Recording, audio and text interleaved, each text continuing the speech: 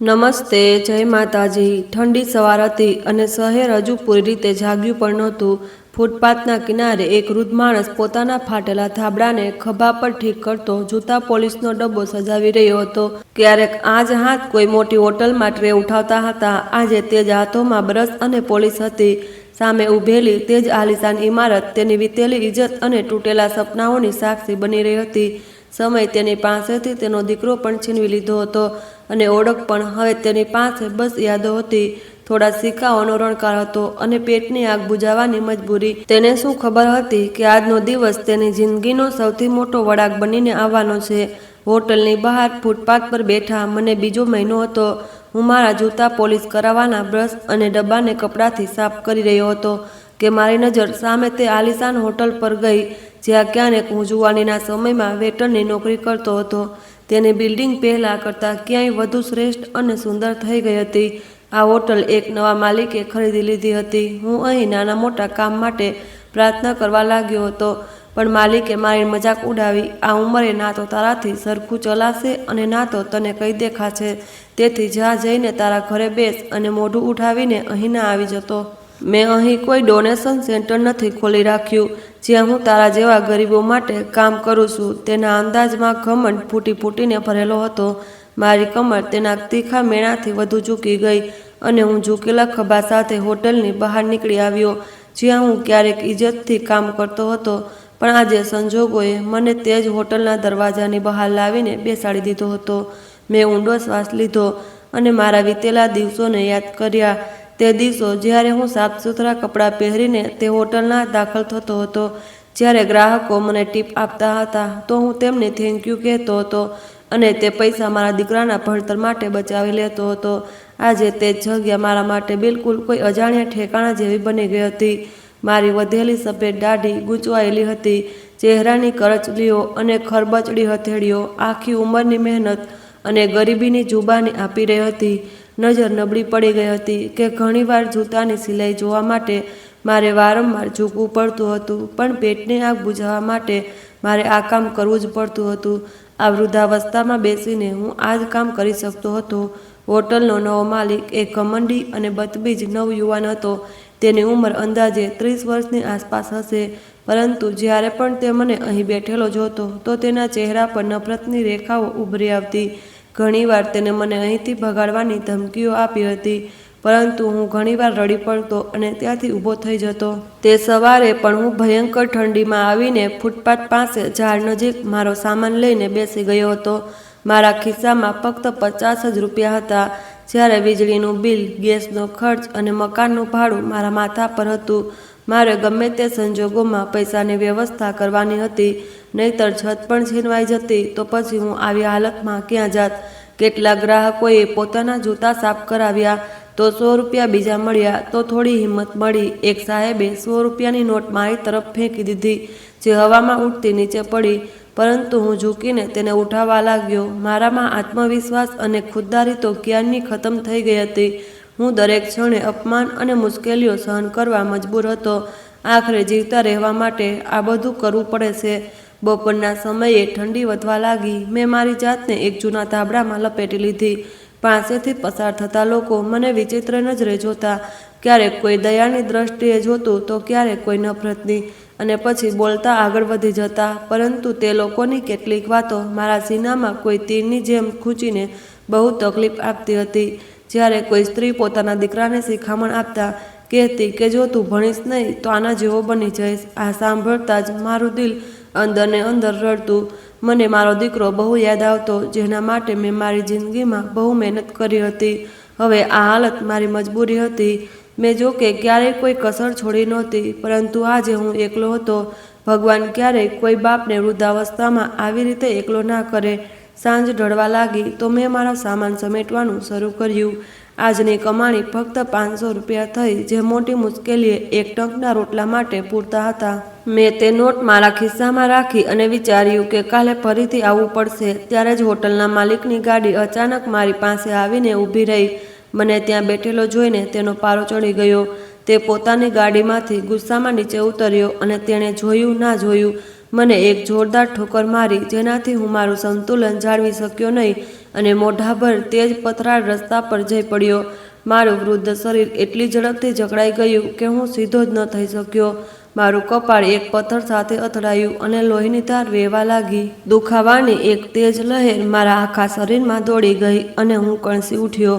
મારો પોલીસનો બધો સામાન વિખેરાઈ ગયો, જે બધો અહીં તહીં ગબડી પડ્યો અને બ્રશ દૂર જઈ પડ્યા. લાચારીથી મારી આંખોમાં આંસુ આવી ગયા. હું મોટી મુશ્કેલીએ ઉઠ્યો જ હતો કે તે બૂમ પાડીને બોલ્યો, ચાલ્યો જા અહીંથી, ભિખારી ક્યાંયનો.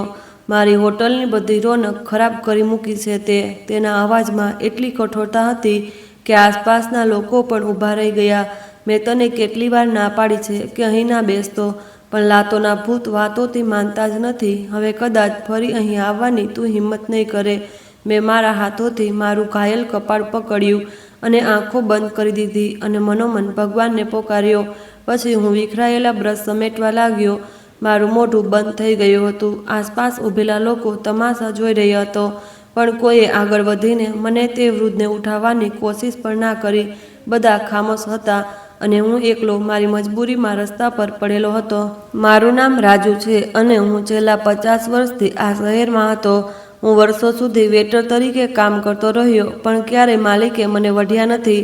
મારો જૂનો માલિક એક બહુ જ ભલા દિલનો માણસ હતો, જે અમારા નોકરો સાથે સારું વર્તન કરતો હતો. તે મને દીકરો કહીને બોલાવતો હતો અને મારી મદદ પણ કરતો હતો. મારો એક જ દીકરો હતો, કબીર, જેને ભણાવવાનું મને જુનૂન હતું. જ્યારે તે જન્મ્યો તો મેં તેને મારા ખોળામાં લઈને નિર્ણય કરી લીધો હતો કે હું તેને શ્રેષ્ઠ શિક્ષણ આપીશ. હું ઈચ્છતો હતો કે તે એક મોટો ઓફિસર બને અને મારી જેમ ક્યારેય તેને લોકોના વેણ ના સાંભળવા પડે. મેં સપનું જોયું હતું કે એક દિવસ મારો દીકરો યુનિફોર્મ પહેરીને મારી સામે ઊભો જ રહે અને મને ગર્વથી કહી રહ્યો છે કે પપ્પા જુઓ, તમારી મહેનત રંગ લાવી છે. આ સપનાએ મને કેટલાય દિવસો સુધી આશાથી બાંધી રાખ્યો હતો. મારી પત્ની જુવાનીમાં જ આ દુનિયા છોડીને ચાલી ગઈ હતી, તેથી બાપ અને મા બંનેની જ ફરજ મેં નિભાવી હતી. કબીર જ્યારે 3 વર્ષનો હતો તો તેની માને ટીબી થઈ ગયો અને તે બચી ન શકી, પરંતુ મારા જીવવાનો એકમાત્ર સહારો મારો દીકરો બની ગયો. હું વહેલી સવારે ઉઠતો, કબીરને તૈયાર કરતો, તેને સ્કૂલે મોકલતો, તેનું ટિફિન તૈયાર કરી આપતો. આ બધું જ હું પોતે કરતો. પછી હોટલ જતો. સ્કૂલેથી પાછા ફરતી વખતે કબીર હોટલ આવી જતો. પછી રાત્રે અમે બંને સાથે ઘરે જતા. હું દિવસ રાત મહેનત કરતો, હોટલ પર ગ્રાહકોની જી હજૂરી કરતો રહેતો અને પછી જે પણ ટીપ મળતી તેને સાચવીને રાખી લેતો, જેથી મારા દીકરાની ફી ભરી શકું. ક્યારેક તો હું અડધી રોટલી ખાઈને પણ કામ ચલાવી લેતો, પણ કબીરના ભણતરનો ખર્ચ ક્યારેય ઓછો થવા દેતો નહોતો. હું ઈચ્છતો હતો કે મારો દીકરો મોટો ઓફિસર બને. તેને કોપી પર જ્યારે સારા માર્ક્સ આવતા તો હું ખુશીથી ફૂલ્યો સમાતો નહીં અને તેને મારા ગળે લગાવી લેતો. તે દિવસોમાં હોટલ પર એક નાનો અનાથ બાળક વાસણ માંજવા માટે કામ પર રાખવામાં આવ્યો, જેનું નામ અજીત હતું. તે કદાચ 10 કે 11 વર્ષનો હશે, પણ તે બહુ જ નબળો હતો. તેના મા બાપ એક અકસ્માતમાં મરી ગયા હતા અને તે જેના જાલિમ કાકા પાસે રહેતો હતો, તેનો કાકા એક બેરમ માણસ હતો, જે તેને ખૂબ મારતો પીટતો અને હોટલમાં જ કામ પર લગાડીને છોડી ગયો હતો. અજીત સવારથી લઈને સાંજ સુધી વાસણ માંજતો અને જે પણ પૈસા મળતા તે બધા તેનો કાકો તેની પાસેથી છીનવી લેતો હતો. અજીતની આંખોમાં ભણવાની એક અજીબ તડપ હતી. તે ઘણીવાર વાસણ માંજતા બહુ જ આશાભરી નજરે કબીરને ભણતો લખતો જોતો હતો. મેં ઘણીવાર આ વાત નોંધી તો મારું દિલ ભરાઈ આવ્યું. એક દિવસ મેં તેને હોટલના પાછળના ભાગમાં બેસીને રડતો જોયો. હું તેની પાસે ગયો અને તેના માથા પર હાથ રાખ્યો. મેં પૂછ્યું, બેટા, તું કેમ રડે છે? તને આખરે શું થયું છે? તેણે પોતાના ડૂસકા રોક્યા અને બોલ્યો, કાકા, મને બહુ મારે છે. મને પુસ્તકો પણ લાવી આપતા નથી અને ના તો મને સ્કૂલે જવા દે છે, જ્યારે કે હું ભણવા માગું છું. પરંતુ મારી પાસે તો પૈસા જ નથી. હું જે પણ કમાઉં છું તે બધું પણ કાકા જ છીનવી લેશે. તેની તરફ જોઈને મને મારા દીકરાનો ખ્યાલ આવ્યો, જેને હું ઓફિસર બનાવવા માંગતો હતો. મેં વિચાર્યું કે જો મારો દીકરો ભણી ગણી શકે તો પછી આ બાળક કેમ નહીં, પણ આ પણ તો કોઈનો દીકરો છે. આના પણ તો સપના છે. મેં અજીતને ઉઠાડ્યો અને તેના આંસુ લૂછ્યા. મેં તેને કહ્યું, બેટા, તું ચિંતા ના કર, હું તારી મદદ કરીશ. તું દિવસમાં સ્કૂલે જતો રહેજે અને બપોરથી અહીં કામ કરવાનું શરૂ કરી દેજે. મેં તેને વાયદો કર્યો કે હું મારી ટીપના પૈસા તને આપીશ, જેથી તું ફી અને પુસ્તકો લઈ શકે. અજીતની આંખોમાં આ સાંભળતા જાણે તારા ચમકી ઉઠ્યા. તે મારા પગમાં પડી ગયો અને મને બાબા કહીને બોલાવવા લાગ્યો, કહેવા લાગ્યો, તમે તો મારા માટે ફરિશ્તા છો. મેં તેને ઉઠાડ્યો અને ગળે લગાવી લીધો. તે દિવસ પછી મારો રૂટીન બની ગયો કે હું મારા દીકરાની સાથે સાથે અજીતના ભણતરનો ખર્ચ પણ ઉઠાવવા લાગ્યો. હોટલનો માલિક ઘણીવાર મને જોતો તો મેણું મારવા લાગતો, રાજુ તું પોતે તો 2 ટંકના રોટલા માટે તરસે છે, પછી આ એક નવો બોજ તારા ખભા પર કેમ ઉઠાવી રહ્યો છે? અરે ગરીબ ઘરના બાળકો એઠું ઉઠવામાં કામ તો કરે છે, તેમને ઓફિસર બનવાના સપના ના બતાવ. તારા 4 પૈસા બચાવ, તું ભલો માણસ છે. પરંતુ મેં હસીને તેની વાત ટાળી દીધી અને કહ્યું, શેઠજી, શિક્ષણ તો એની વસ્તુ છે જે કોઈ પણ નાના માણસને બહુ મોટો બનાવી દે છે. શું ખબર આ બાળક કાલે પોતાની કિસ્મત બદલી નાખે. મારો વિશ્વાસ હતો ભલાઈ ક્યારેય નકામી નથી જતી. હું જાણતો હતો કે એક અનાથ બાળકની મદદ કરવી બહુ મોટી ભલાઈ છે અને ભગવાન આનું ફળ જરૂર આપશે. અજીતે મને ક્યારેય નિરાશ કર્યો નહીં અને હું તેની મહેનત જોઈને ખુશ થતો રહ્યો. અજીત બહુ જ સમજદાર હતો. તે સાંજે વાસણ માંજતો, હાથ કાળા કરતો, પણ વહેલી સવારે સાફ સુથરા કપડાં પહેરીને સ્કૂલ માટે નીકળી જતો હતો અને પૂરી લગનથી ભણતો. મેં તેના માટે 2 જોડી ડ્રેસ ખરીદ્યા અને જૂતા પણ. તે જ્યારે પણ સ્કૂલે જતો તો બીજા બાળકો જેવો જ લાગતો અને કોઈને તેને અનાથ કહી શકતું નહોતું. તેના સાફ સુથરા કપડાં જોઈને કોઈ અંદાજ લગાવી શકતું નહોતું કે આ છોકરો સવારથી સાંજ સુધી હોટલના એઠા વાસણ માંજતો રહે છે. મેં તેના માટે 2-3 જોડી કપડાં બીજા લઈ લીધા, જેથી જરૂર પડીએ તે તેમને પણ પહેરી શકે અને ત્યાં તે કોઈનાથી પણ ઉતરતો ના લાગે. તે દરેક પરીક્ષામાં સૌથી સારા માર્ક્સ લઈને આવતો અને પછી પોતાનું રિઝલ્ટ સૌથી પહેલાં મને બતાવતો. જ્યારે પણ તે સારા માર્ક્સ લાવતો તો તેની આંખોમાં અજીબ ચમક હોય. તે દોડતો હોટલ આવતો અને કહેતો, બાબા જુઓ, હું ફરીથી ફર્સ્ટ આવ્યો છું. હું તેના રિપોર્ટ કાર્ડને જોતો અને ખુશીથી તેના માથા પર હાથ ફેરવતો, તેને ગળે લગાવીને કહેતો, શાબાશ બેટા, તે બહુ સારું કર્યું. તારી મહેનત રંગ લાવી રહી છે અને એક દિવસ તું જરૂર સફળ બનીશ. મારો દીકરો કબીર ભણવામાં મધ્યમ દરજ્જાનો હતો, પણ અજીતની સમજદારી કમાલની હતી. કબીર મહેનતુ તો હતો, પણ તેની સમજ અજીત જેટલી તેજ નહોતી. છતાં જ્યારે હું બંને બાળકોને એકસાથે ભણતા જોતો તો બહુ ખુશી થતી હતી. બંનેમાં સારી દોસ્તી થઈ ગઈ હતી અને તેઓ ભાઈઓની જેમ જ રહેતા હતા. હું બંને બાળકોને એક જ નજરથી જોતો હતો, બલકે અજીતના અનાથ હોવાને કારણે તેના પર વધુ દયા કરતો હતો. જ્યારે પણ હું કંઈક ખરીદતો તો બંને માટે લઈને આવતો. જો કબીરને કોઈ વસ્તુ આપતો તો અજીતને પણ તે જ વસ્તુ આપતો, જેથી તેને કોઈ પણ રીતે ઓછું હોવાનો અહેસાસ ના થાય. અજીત મને પોતાના પિતાની જેમ જ માનતો હતો અને હું તેને મારો દીકરો સમજતો હતો. હોટલ પર કામ કરતા જ્યારે પણ મારી નજર તેના પર પડતી તો મારું દિલ ખુશીથી ભરાઈ જતું કે હું એક અનાથની જિંદગી બદલી રહ્યો છું. પછી કેટલાય વર્ષો આવી જ રીતે પસાર થઈ ગયા. અજીત હવે 15 વર્ષનો થઈ ગયો હતો. સારો એવો કદ કાઠીનો થઈ ગયો હતો.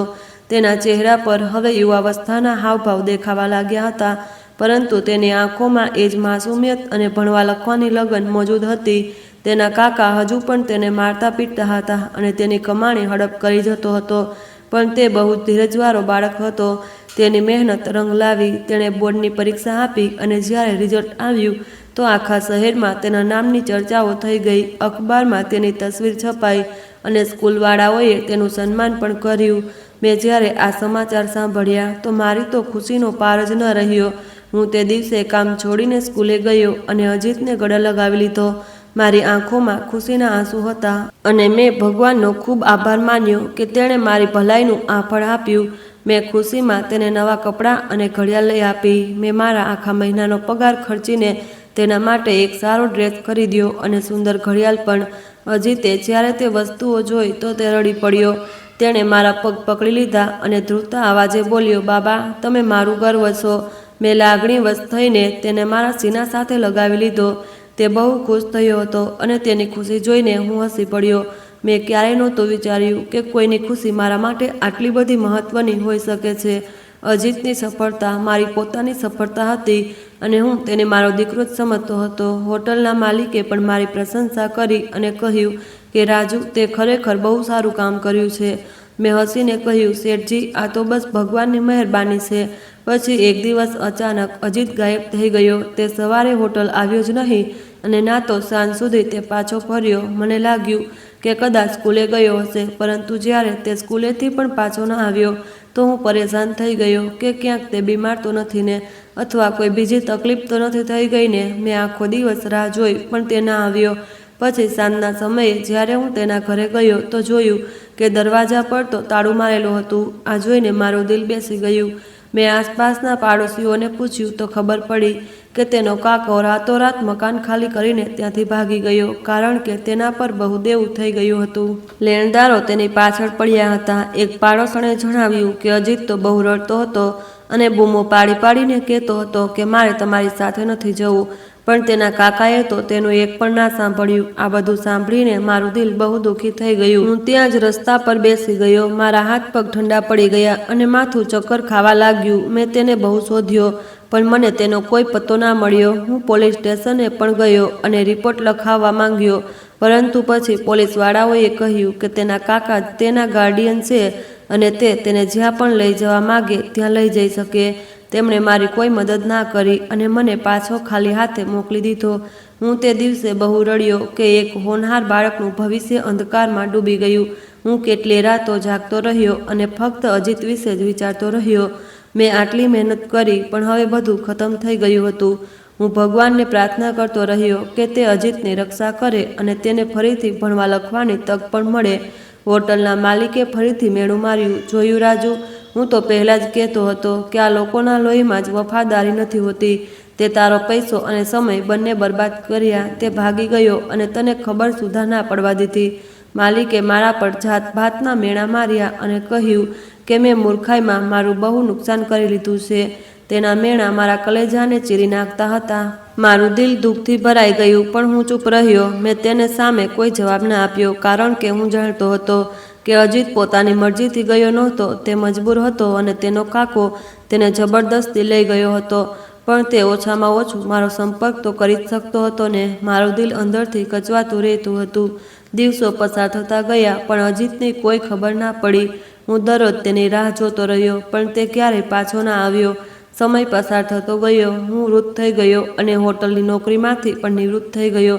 મારી ઉંમર હવે 60 વર્ષ વટાવી ચૂકી હતી અને શરીરમાં પહેલાં જેવી તાકાત પણ રહી નહોતી. કમર ઝૂકી ગઈ હતી, વાળ સફેદ થઈ ગયા હતા, હાથ ધ્રુજતા રહેતા હતા અને નજર પણ નબળી પડી ગઈ હતી. ઘૂંટણમાં દુખાવો રહેતો હતો અને શ્વાસ લેવામાં પણ તકલીફ થતી હતી. હોટલના નવા માલિકે મને નોકરીમાંથી કાઢી મૂક્યો, કારણ કે તેને લાગતું હતું કે હું હવે કામ બરાબર નથી કરી શકતો. મારું આખું ધ્યાન હવે ફક્ત મારા દીકરા કબીર પર હતું, જેણે ગ્રેજ્યુએશન કરી લીધું હતું અને નોકરીની શોધમાં હતો. કબીરે પોતાની ડિગ્રી મેળવી લીધી હતી અને હવે તે દરરોજ અખબારોમાં આપેલી જાહેરાતો જોતો રહેતો અને અલગ અલગ જગ્યાએ પોતાનું રિઝ્યુમ મોકલતો રહેતો. તે સવારે ઉઠીને તૈયાર થતો અને ઇન્ટરવ્યૂ માટે નીકળી જતો. હું તેને જતો જોતો અને દિલમાં પ્રાર્થના કરતો કે આજે તેને સફળતા મળી જાય. તે સાંજે થાક્યો હાર્યો પાછો આવતો અને નિરાશાથી કહેતો કે પપ્પા, આજે પણ કંઈ ના થયું.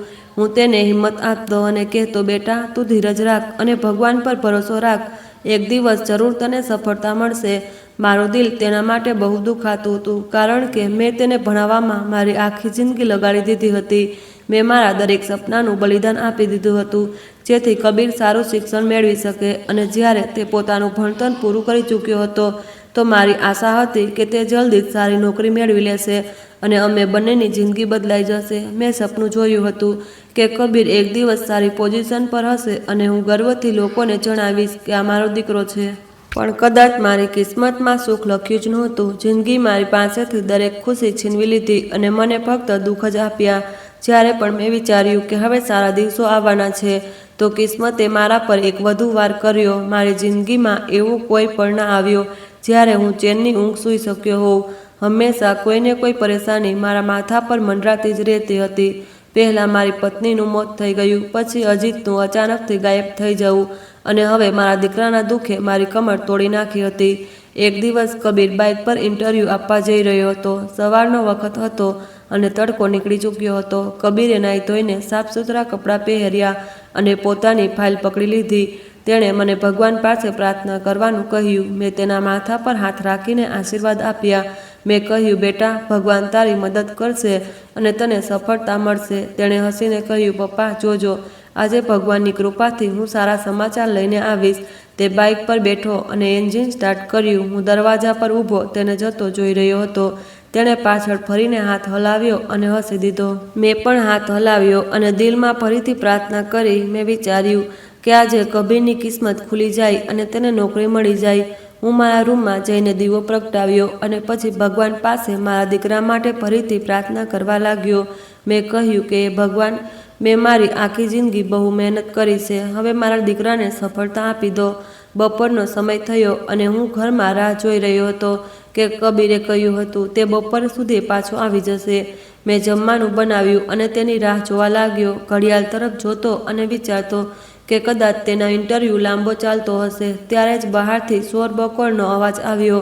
મેં દરવાજો ખોલ્યો તો જોયું કે દરવાજા પર લોકોની ભીડ જમા થઈ રહી હતી. આ જોઈને મારું દિલ બેસી ગયું. હું ઝડપથી બહાર નીકળ્યો. મેં ભીડને ચીરીને આગળ જોયું તો મારા પગ નીચેથી જમીન સરકી ગઈ. મારો દીકરો લોહીલુહાણ પડ્યો હતો. એક તેજ રફતાર ટ્રકે તેને કચડી નાખ્યો હતો. ટ્રકવાળો ત્યાંથી ભાગી ચૂક્યો હતો અને લોકો ફક્ત તમાશો જોઈ રહ્યા હતા. હું આગળ વધ્યો તો જોયું કે કબીરનું શરીર કોઈ પણ હલનચલન વગર પડ્યું હતું. મારો જુવાન દીકરો, મારા બુઢાપાનો સહારો, મારી આંખો સામે દમ તોડી ચૂક્યો હતો. હું જોર જોરથી બૂમો પાડવા લાગ્યો. મેં તેના માથાને મારા ખોળામાં લીધું અને જોર જોરથી હલાવ્યું. મેં કહ્યું, કબીર બેટા, આંખો ખોલ, તારા પપ્પાને જો. મને આવી રીતે છોડીને ના જા બેટા. પરંતુ તેની આંખો બંધ હતી અને શ્વાસ અટકી ગયા હતા. તેના શરીરમાં કોઈ હલનચલન થઈ રહી નહોતી અને તેનું શરીર બિલકુલ ઠંડુ પડી ગયું હતું. હું તેની લાશને વળગીને ધ્રુસકે રડતો રહ્યો, પણ તે પાછો ના આવ્યો. મેં તેના ચહેરાને મારા આંસુઓથી ધોયો અને તેના કપાળને વારંવાર ચૂમતો રહ્યો. મેં કહ્યું, બેટા, તે મને એકલો છોડી દીધો. હવે હું કોના સહારે જીવીશ?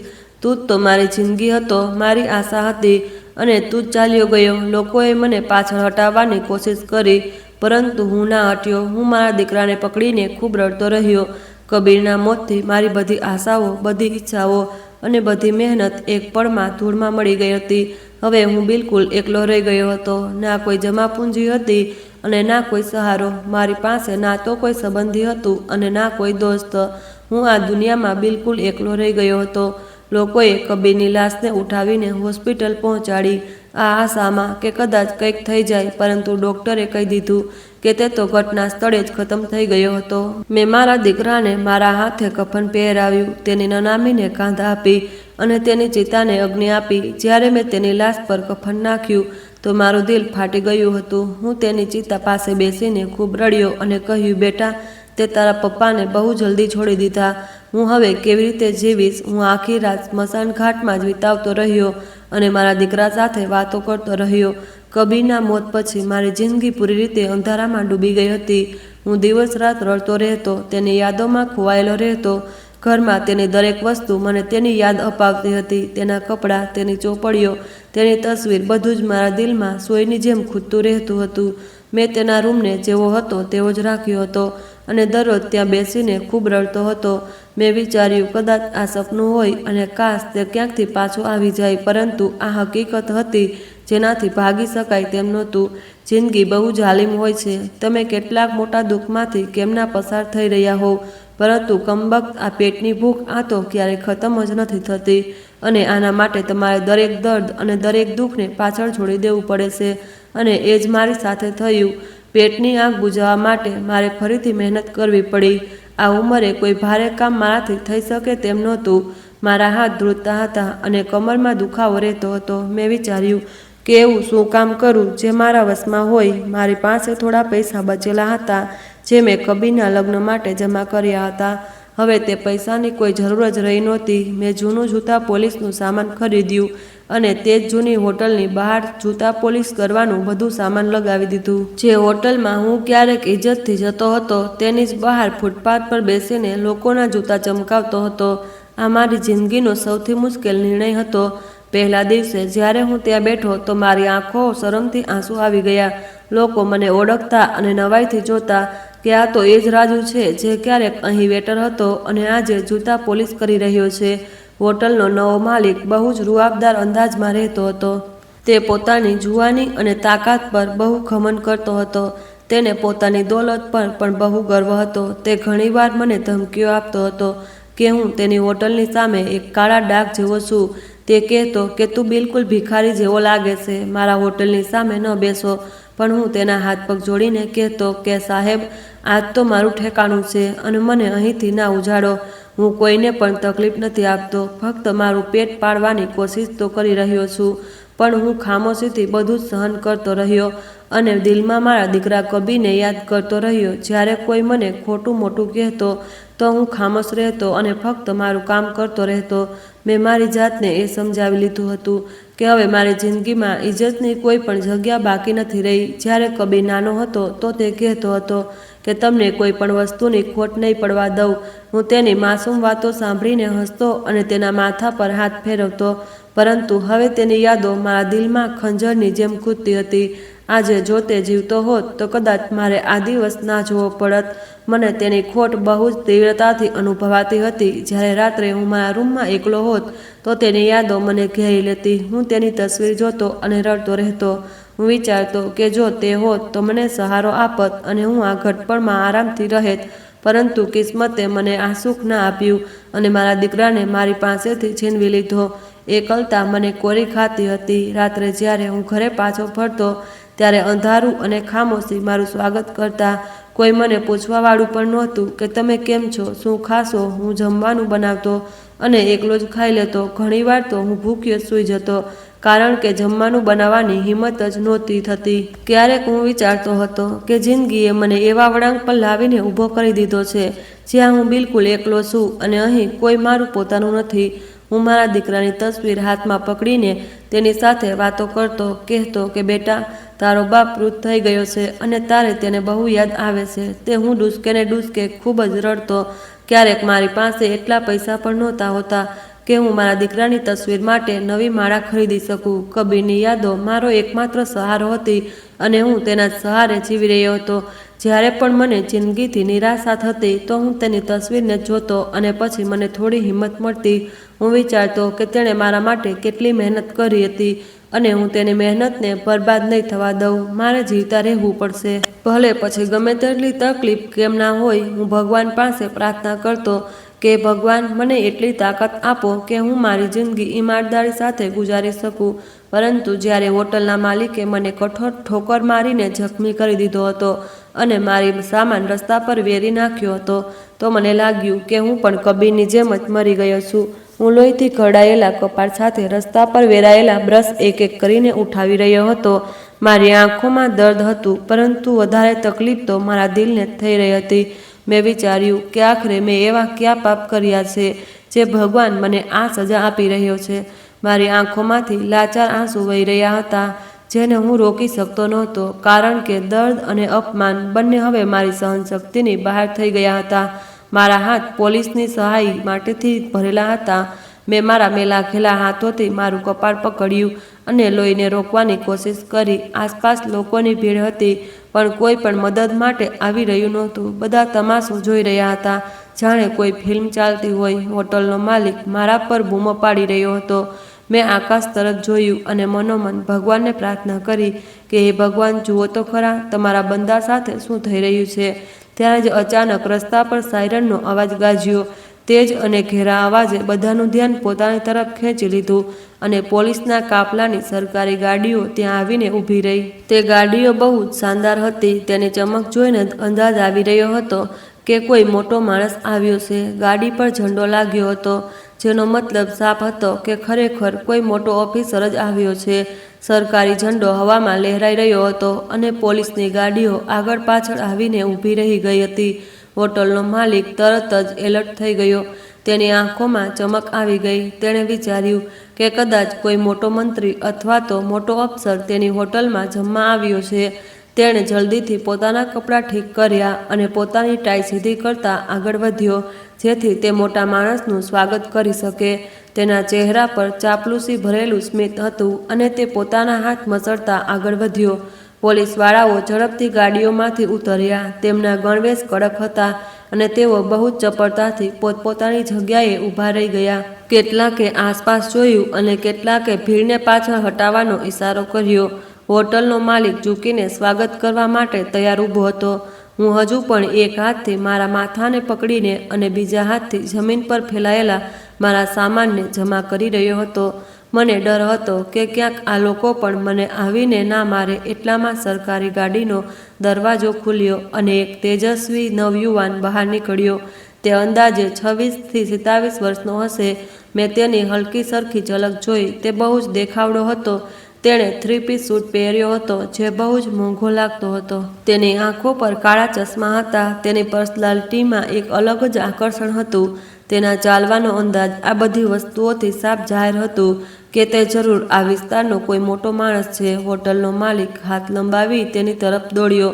તેણે બહુ જોરથી કહ્યું કે સ્વાગત છે સર અમારી હોટલમાં. અમે બહુ જ નસીબદાર છીએ જે તમારે અમારી હોટલમાં આવ્યા. જો તમે અમને પહેલાં જ જાણ કરી દીધી હોત તો તમારા સ્વાગત માટે અમે ખાસ પ્રકારની વ્યવસ્થા કરાવી દેત. ચાલો કોઈ વાત નહીં, અંદર ચાલો, હું તમારા માટે ખાસ ટેબલ તૈયાર કરાવી દઉં છું. તે બહુ ખુશ હતો અને વિચારતો હતો કે તેની હોટલનું નામ હવે આખા શહેરમાં મશહૂર થઈ જશે.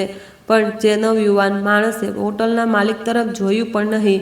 તેની નજરો સીધી જમીન પર મારા જેવા વૃદ્ધ પર જામી હતી જે રસ્તા પર પડેલો પોતાનો સામાન સમેટવામાં પડ્યો હતો. તેની આંખો મારી તરફ લાગેલી હતી અને તેના ચહેરા પર આશ્ચર્ય અને તકલીફના ભાવો આવી રહ્યા હતા. તેણે હોટલના માલિકની અવગણના કરી અને ફક્ત મને જોતો રહ્યો. મેં અનુભવ્યું કે તે મને તાકી રહ્યો છે તો હું વધુ ડરી ગયો. મેં મારો બધો સામાન ઉઠાવી તેની તરફ જોયું અને મારા કપાળ પર હાથ લઈ જઈ તેને ધીરેથી સલામ કરવા લાગ્યો.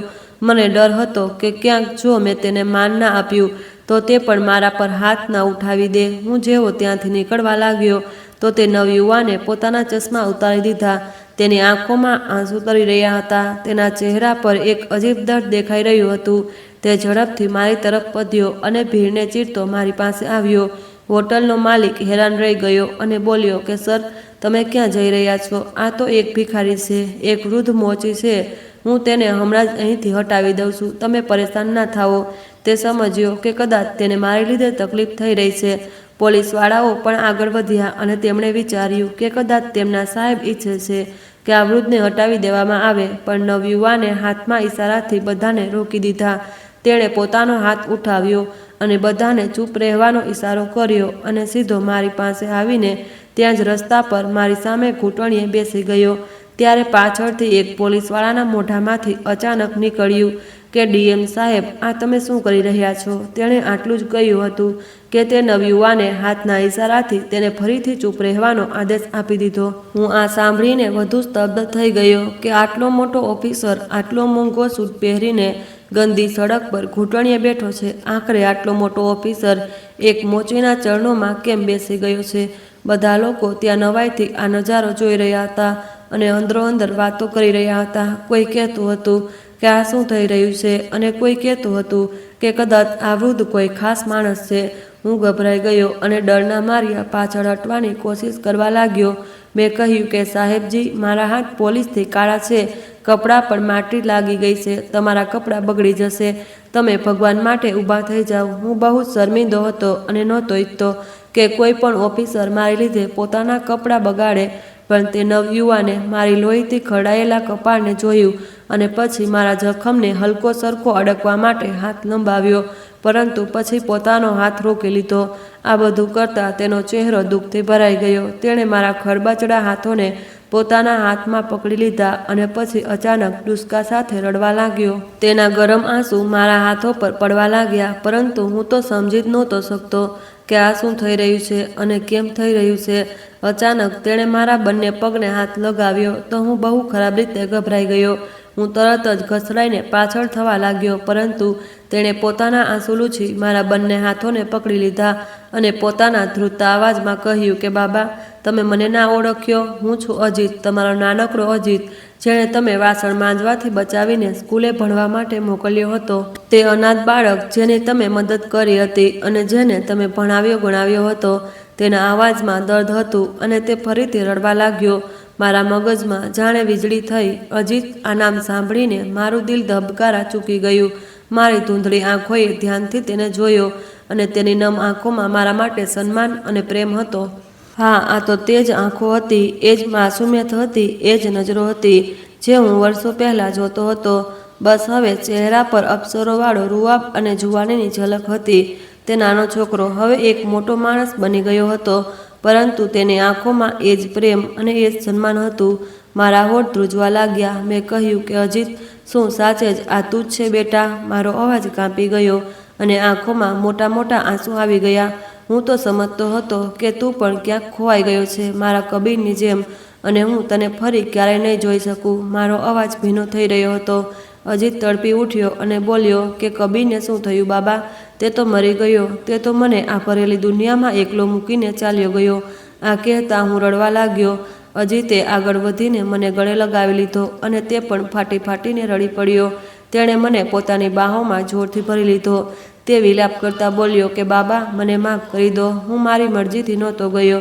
હું તમને છોડીને ક્યારેય જવા જ નહોતો માગતો. મારા કાકા મને જબરદસ્તી ગામ લઈ ગયા હતા અને તેમણે મને ત્યાં કેદ કરી દીધો હતો.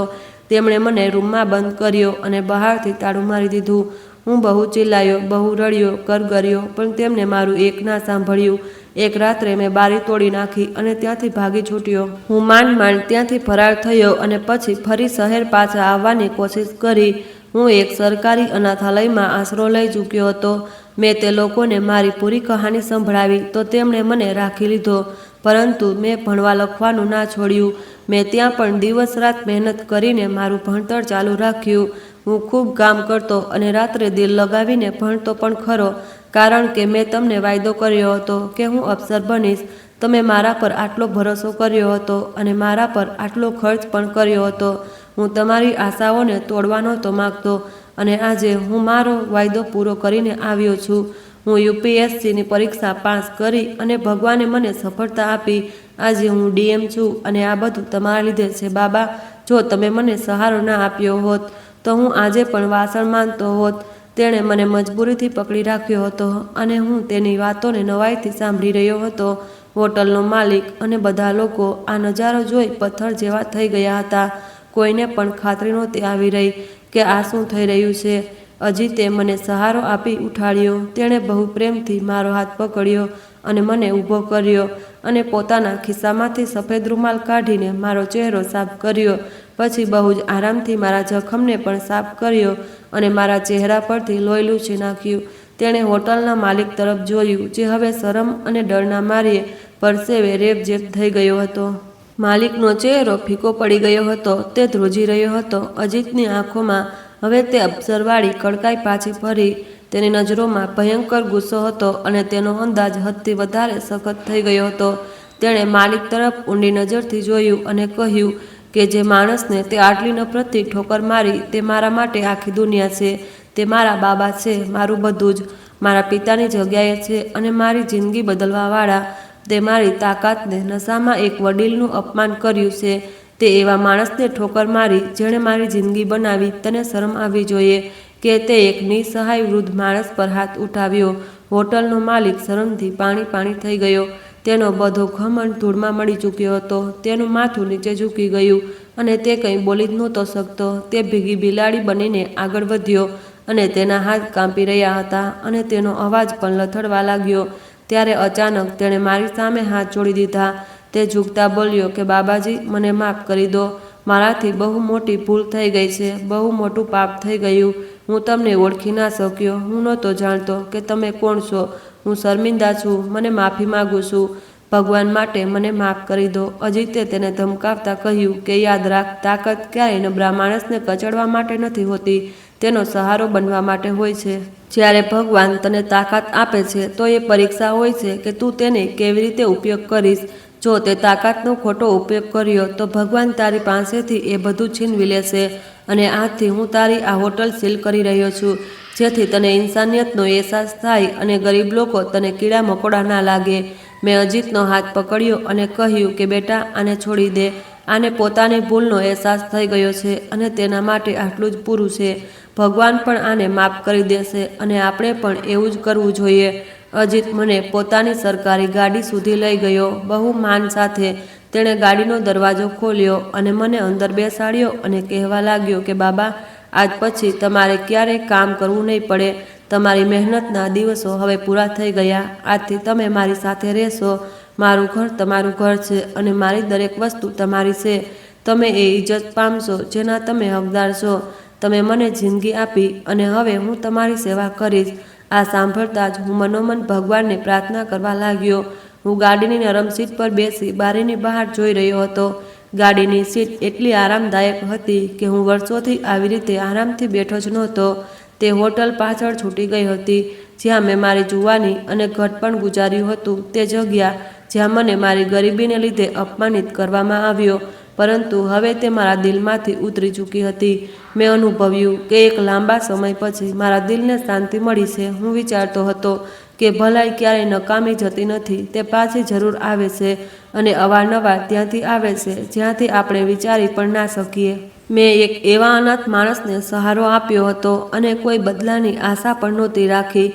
મેં ફક્ત ભગવાનની ઈચ્છાથી જ તેની મદદ કરી હતી અને આજે જ્યારે હું નિસહાય થયો તો ભગવાને તે જ અનાથને મારો સહારો બનાવીને મોકલી દીધો.